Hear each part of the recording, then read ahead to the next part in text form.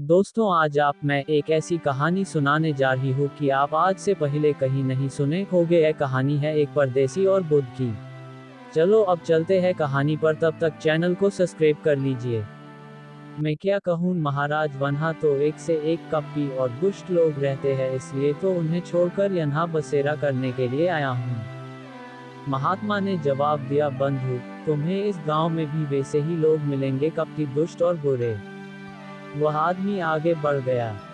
थोड़ी देर बाद एक और राहगीर उसी मार्ग से गुजरता है और महात्मा से प्रणाम करने के बाद कहता है, महात्मा जी, मैं इस गांव में नया हूं और परदेश से आया हूं और इस ग्राम में बसने की इच्छा रखता हूं, लेकिन मुझे यहाँ की कोई खास जानकारी नहीं है, इसलिए आप मुझे बता सकते हैं ये जगह कैसे है और यहाँ रहने वाले लोग कैसे हैं। महात्मा ने इस पर फिर वही प्रश्न किया और उनसे कहा कि मैं तुम्हारे सवाल का जवाब तो दूंगा, लेकिन बाद में पहले तुम मुझे ये बताओ कि तुम पीछे से जिस देश से भी आए हो वहाँ रहने वाले लोग कैसे हैं। उस व्यक्ति ने महात्मा से कहा, गुरुजी, जहाँ से मैं आया हूँ वहाँ भी सभ्य, सुलझे हुए और नेकदिल इंसान रहते हैं। मेरा वहाँ से कहीं और जाने का कोई मन नहीं था, लेकिन व्यापार के सिलसिले में इस और आया हूँ और यहाँ की आबोहवा भी मुझे भा गई है, इसलिए मैंने आपसे ये सवाल पूछा था। इस पर महात्मा ने उसे कहा, बंधु, तुम्हें यहाँ भी नेकदिल और भले इंसान मिलेंगे।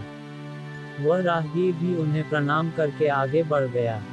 शिष्य ये सब देख रहे थे तो उन्होंने ने उस राहगीर के जाते ही पूछा, गुरुजी, ये क्या आपने दोनों राहगीरों को अलग अलग जवाब दिए, हमें कुछ भी समझ नहीं आया।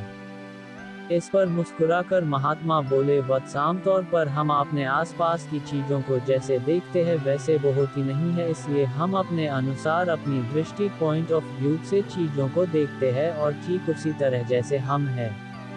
अगर हम अच्छाई देखना चाहें तो हमें अच्छे लोग मिल जाएंगे और अगर हम बुराई देखना चाहें तो हमें बुरे लोग ही मिलेंगे। सब देखने के नजरिए पॉइंट ऑफ व्यू इन हिंदी पर निर्भर करता है।